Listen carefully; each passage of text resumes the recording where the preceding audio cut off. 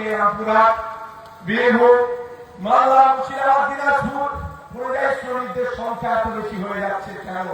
কলকারখানা নয়, ইন্ডাস্ট্রি নয়, এখানে কর্মসংস্থানের সে ব্যবস্থা নাই।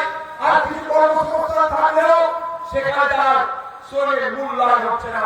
আমরা ঘোষণা দিচ্ছি, আপনারা যদি আমাদের সঞ্জীবিতার হাতকে সমাপ্ত করে সঞ্জীবিতাকে রাজনীতি হাউসের মধ্যে রাখার দিকে দিকে কোনো জায়গা থেকে এইরকম করতে করতে 148 টাকা আমরা অসংগঠিত ক্ষেত্রে যারা আনস্কিল লেবার, যারা অদক্ষ, তাদের মিনিমাম 600 টাকা রোজের ব্যবস্থা আমরা করব। আজকে এখানে রোজ ঠিকঠাক পাচ্ছে না বলেই তো কেরালা চলে যাচ্ছে, কর্ণাটকে চলে যাচ্ছে, মহারাষ্ট্রে চলে যাচ্ছেন, হরিয়ানাতে চলে যাচ্ছেন, উড়িষ্যাতে যাচ্ছেন, আর অনেক জায়গায় দেখা যাচ্ছে গিয়ে বাংলায় কথা বলার জন্য বাঙালিদের উপরে আক্রমণ করা হচ্ছে। শুধু আক্রমণ নয়, এই আমাদের বীরভূমের সোমনাথ দেবনাথকে খুন করে বাড়িতে পাঠানো হলো। এই ধরনের অনেক আছে, অর্থনীতি স্বাধীন করলে অজস্র উদাহরণ আছে।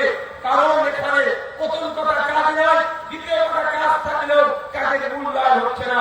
আর আপনাদের বলবো, এই সুযোগ এসেছে, আপনার বাড়ির ছেলেটা, আপনার বাড়ির মেয়েটা, আপনার পিতা, আপনার পুত্র পরিযায়ী শ্রমিকের তকমা আছে, সেটাকে বন্ধ করার সুযোগ এসেছে। আমাদেরকে যদি সুযোগ দেন, আমরা পরিযায়ী শ্রমিকদেরকে আর পরিযায়ী তকমা নিয়ে ঢুকতে হবে না।